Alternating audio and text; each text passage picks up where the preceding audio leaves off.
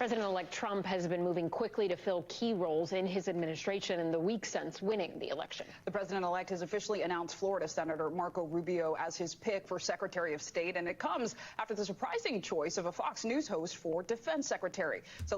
We're really in the stupidest reality. He's going to appoint a Fox News host as the Secretary of Defense, the most complicated bureaucracy on the planet. Let's bring in NBC News correspondent Dasha Burns for the latest for us. Dasha, first off, talk to us about the Rubio selection now confirmed. How significant is that? So this is something we reported on earlier, Zinkley. And look, the Rubio selection is part of a universe with folks like Susie Wiles, who has been his co-campaign manager and will be his chief of staff. So Marco Rubio, interesting pick. I think he's going to make history as like the first Hispanic Secretary of State. Don't quote me on that. Obviously, he's a traitor to his people. Any Latino that would back Donald Trump in any fashion is going to be frowned on by history. If, you know, the history books are written by like objective people and not like Trump's cronies still. Universe of people is giving some relief to career civil servants, to sort of government traditionalists who want people. Yo, look at his bronze shiny ass face. He looks like a goddamn penny.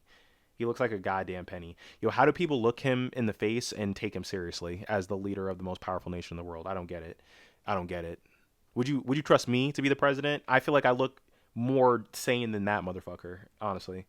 People with more typical resumes for these jobs installed in those positions. Rubio is not a staunch isolationist in the way that President-elect Trump is. He's been more of a hawk on China, for example, and more aligned with sort of old school Republican views when it comes to foreign policy. So people see that as sort of a nice balance to President-elect Trump and his slightly different views from old school Republican policy.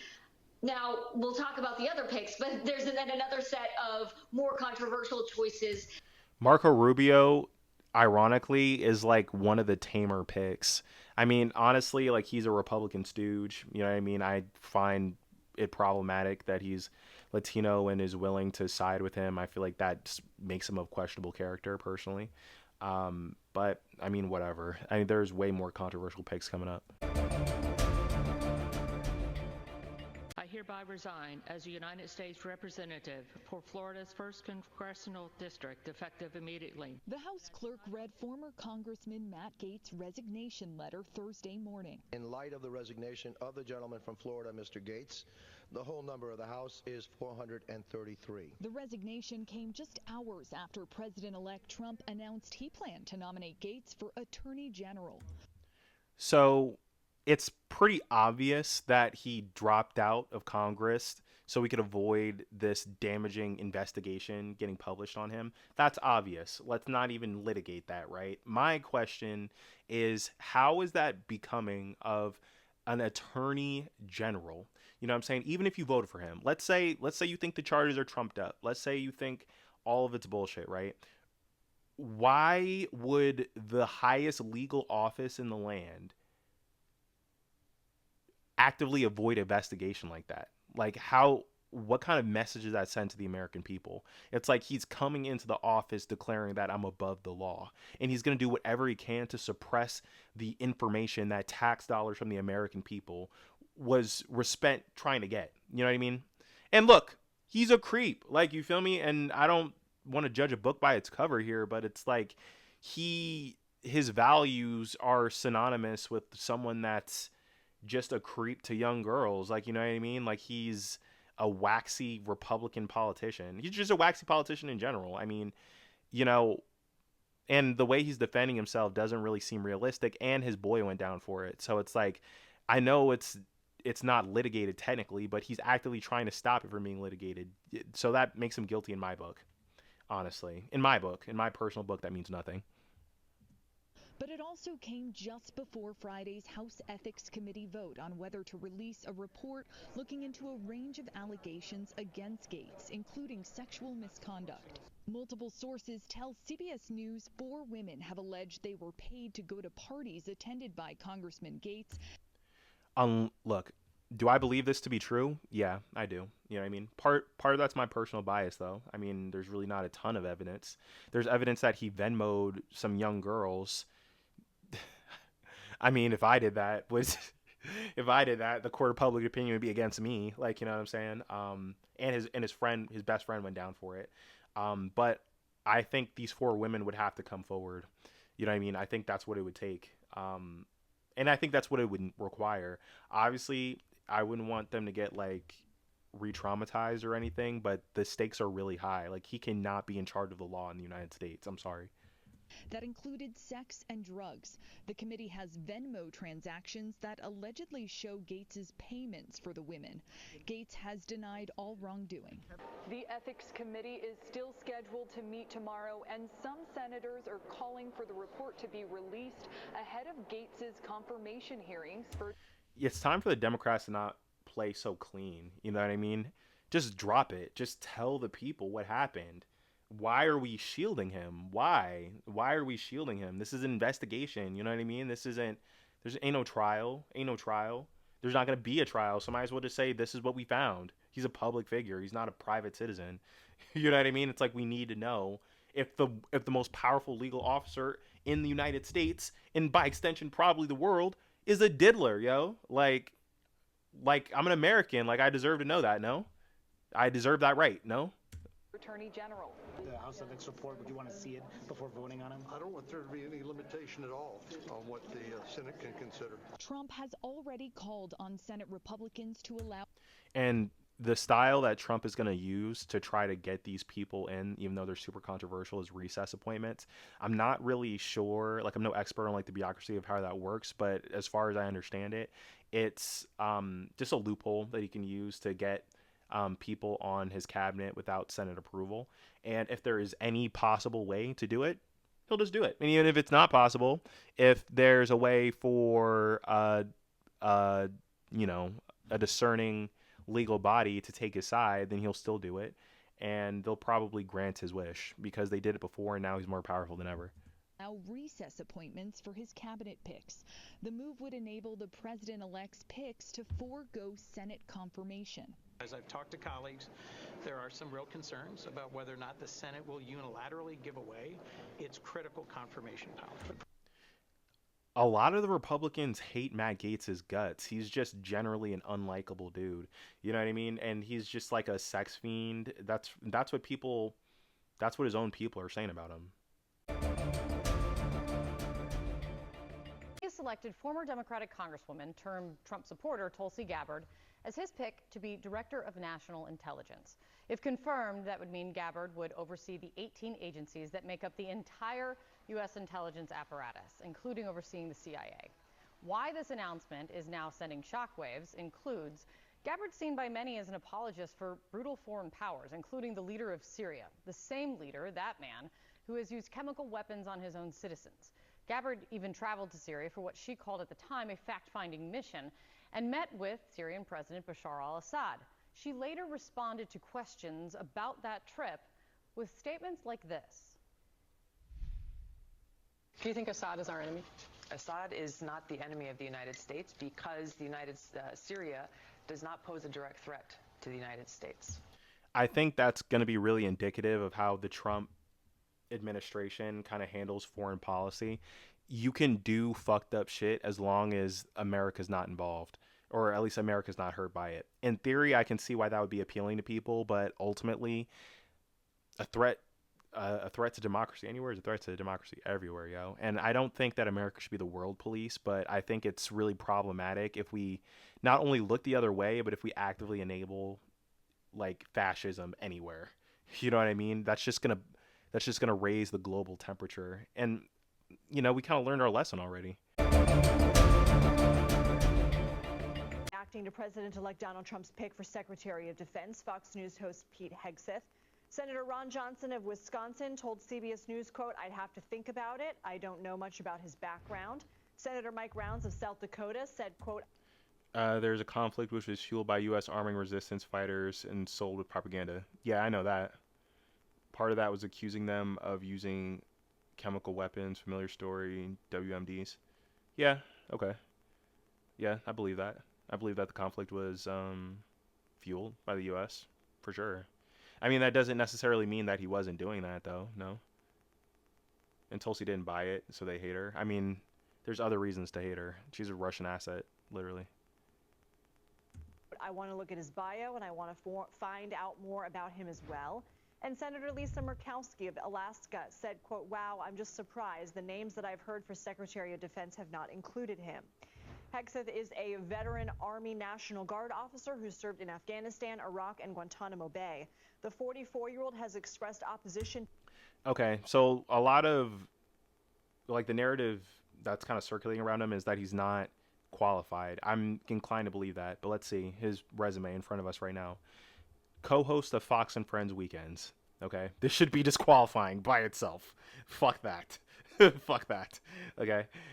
Veteran Army National Guard officer. You know, I'm not an expert on the military, but National Guard, that's perfectly respectable. I don't know how many years he was there. He's expressed opposition to women serving in combat roles. I don't know. I mean, I do believe that the Army's job, first and foremost, is to be lethal. And maybe having men and women in the same ranks might make it less lethal. So I suppose that's a good enough reason to restrict that kind of thing. But I don't want to be sexist here. Like, I feel like women have a lot to contribute to the Army. And I'm sure there's women that can throw down in combat roles. You know, I think to just unilaterally say this shouldn't be happening is a little obtuse, a little bit sexist, personally.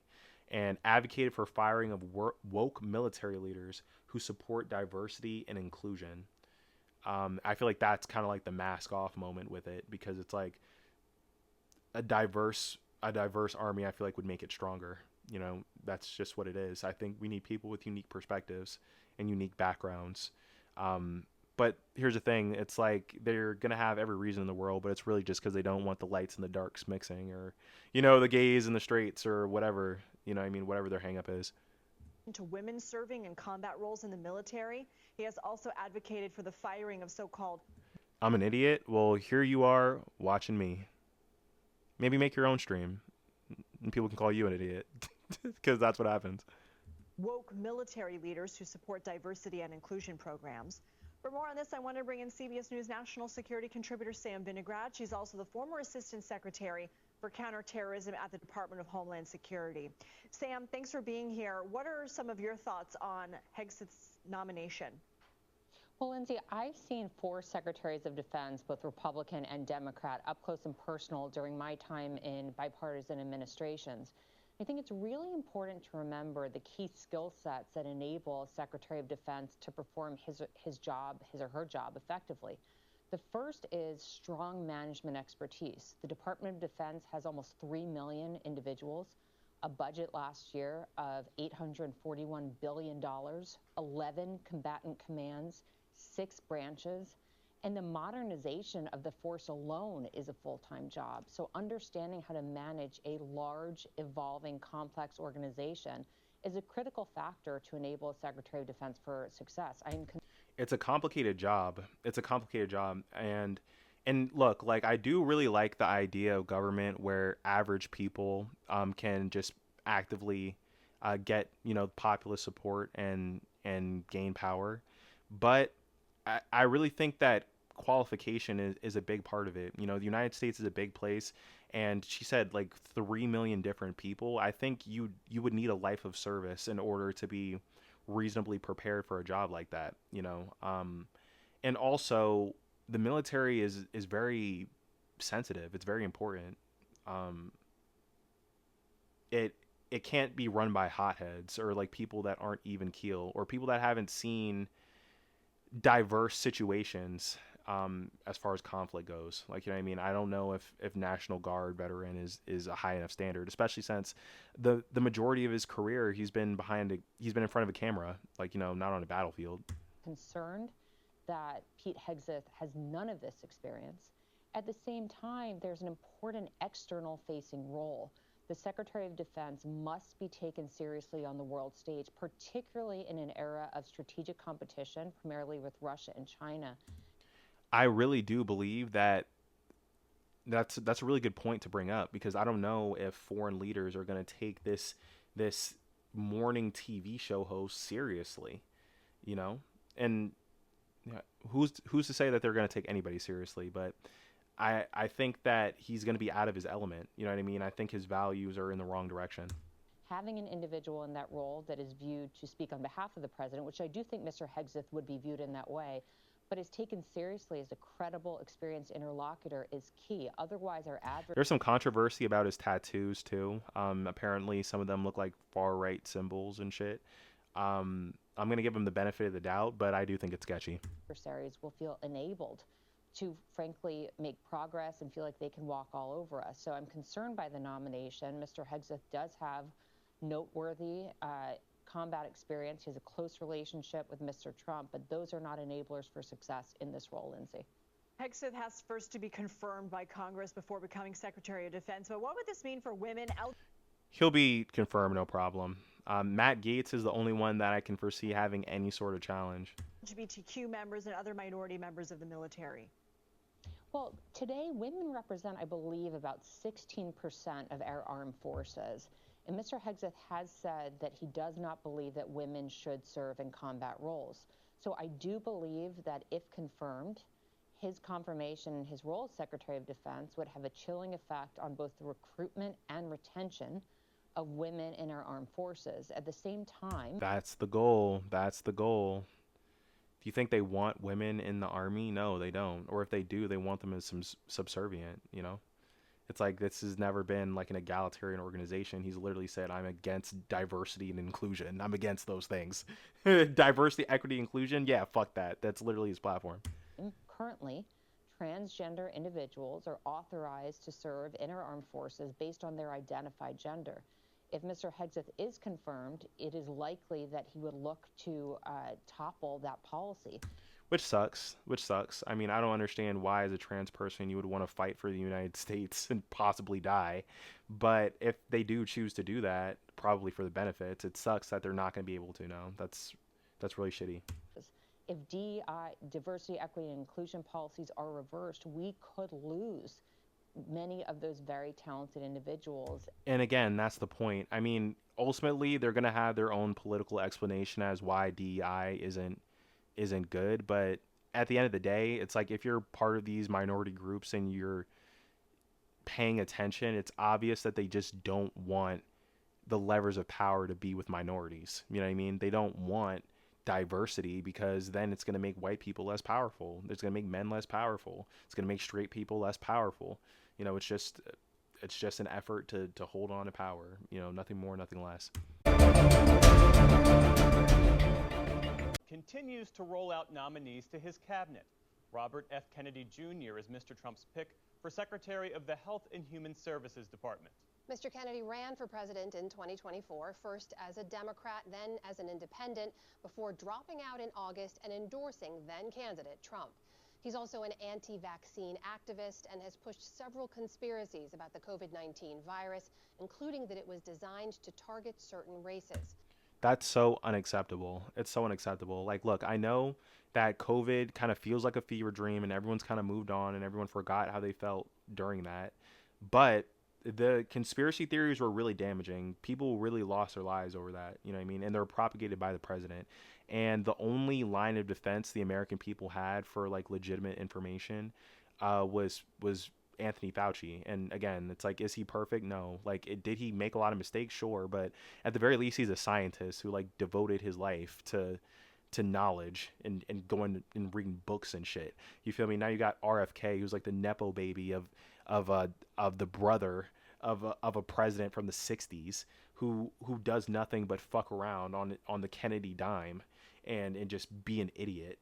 Now, because he spends too much time on Facebook, now he's going to be determining like what's healthy for the American people. It's like, what are your qualifications? Like, you have none. You just read a lot of shit online. Anybody could do that. And he denies science. Who's going to be his advisors? He's going to advise himself. He's going to do whatever the fuck he wants. To help us understand the impact of this nomination, we're joined by our White House correspondent, Laura Barone-Lopez. So, Laura, if Kennedy is confirmed to lead HHS, what kind of power does that give him? And what has he said about some of the other agencies that would be under his charge? It'll give him a lot of power, Amna. He will be overseeing, being the Secretary of HHS, he'll be overseeing 13 agencies that are under HHS, including the Centers for Disease Control. Jesus Christ. National Institutes of Health, the Food and Drug Administration, Center of Disease Control, Indian Health. I don't know why that one sounds pretty bad too. Like, I don't want him watching over the natives. I have too many native friends. Agency for Toxic Substances and Diseases, Health Resources and Service Administration, Agency for Healthcare Research and Quality, Substance Abuse and Mental Health Services, Strategic Preparedness and Response, Advanced Research Projects, Children's and Families, Community Living, Medicare and Medicaid. Trump hates this. Fuck, we're screwed. National Institutes of Health and the Food and Drug Administration. And Robert F. Kennedy Jr. has said that he wants to fire experts at a number of these agencies. Of course he does. In some categories of workers, there are entire departments, like the nutrition departments at FDA, that have to go. They have to go. Can someone please explain why? What's your data backing this? Where's your fucking paper? Where's your scientist, motherfucker? Like, no, we're not going to sit here and act like the vibes of what he's saying is right, because a lot of people are down for RFK, like on a very vibes level, because he's saying, oh, like the shit that they put in the food isn't good. Like, you know, we deserve better quality control for the things that goes into Americans' bodies. That's all true, but like the conclusion that he comes to from all this is just indicative of the fact that he's out of touch with reality. You know what I mean? Largely because of his money and his status. Like, he's he's from the greatest American family of all time, probably. That are not doing their job. They're not protecting our kids. RFK Jr. also recently said that the Trump transition needs to act fast because they have to be ready with their own loyalists, so that on January 21st, 600 people are going to walk into offices at the National Institutes of Health, and 600 people are going to leave, meaning they're going to be fired. One source close to RFK Jr. told me that he also wants to focus on more standard priorities, like stricter food requirements in terms of food health safety and those health effects associated with ultra-processed foods. But Robert F. Kennedy Jr. has also said has spread a lot of conspiracy theories, things like baseless claims that vaccines cause autism. He has blamed school shootings on antidepressant use, and he's claimed that the FDA is actively suppressing the use of raw milk. Public health experts have warned that drinking raw milk can lead to illnesses. So you've been talking to public health experts here. What kind of impact are they saying that Kennedy could have on Americans' health and also preparedness for another potential pandemic? Another pandemic is not out of the question, by the way. I mean, a lot of it has to do with just like animal agriculture in general, but diseases have a very easy path to spread with globalization. And it's not a matter of when, or not a matter of if, but when it's going to happen. You know, Obama set up an administration or like a government response force for disease, like mass pandemics and shit like that. Trump gutted it. He's probably going to gut it again if Biden put it back in place. RFK Jr. has spread a lot of conspiracies like the ones I just talked about, Amna, but he's also said that COVID-19 was engineered so that way Ashkenazi Jews and Chinese people would be immune to it. That's stupid. I mean, PBS is very reputable, but I think we can all say that's dumb, right? We can all say that's dumb. That's unfounded. And even the fact that, and look, we've slid so far down the rabbit hole of like blatant propagandizing of the American people, where if you're trying to be centrist about it and just say what he says, it's not enough to just be like, that's unsubstantiated. We have to be like, that's racist. We have to be like, that's racist. That's blatantly racist. You know what I mean? That's some editorialization, but that's what it's going to take. You know what I mean? Because a generation of Americans can't grow up thinking like this style of communication is like not fucking wacky. And I spoke to Dr. Georges Benjamin, executive director of the American Public Health Association, and he said that RFK Jr.'s anti-vaccine rhetoric and the potential policies he might prioritize could have very dangerous ramifications. RFK Jr. has been on the record as saying there's no safe and effective vaccine. And because of that, people are not going to take vaccines. No shit. Like, to say that there's no effective vaccine is just so objectively stupid, Like, you know what I mean? That's a level of like toddler object impermanence. Like, obviously vaccines work, dog. You realize that there are plagues all the time, right? Like, you feel like, you know what I mean? It's like you realize that a lot of the diseases that affected like people in the olden days don't affect us. Like, I feel like that's the most basic first grade virology fact that anyone knows. You know what I mean? And there are people alive that remember that shit, like fucking polio, dog. Like fucking polio. You know what I'm saying? Like, people used to get that shit. No vaccine is effective. Like, motherfucker, what the fuck is wrong with you? Jesus. And also too, it's like even to me, like, denying the COVID vaccine is inherently ridiculous because people were dying left and right because of that shit, and then suddenly they weren't. What's your explanation? Like, what's your explanation? It was happening all around us too. Jesus.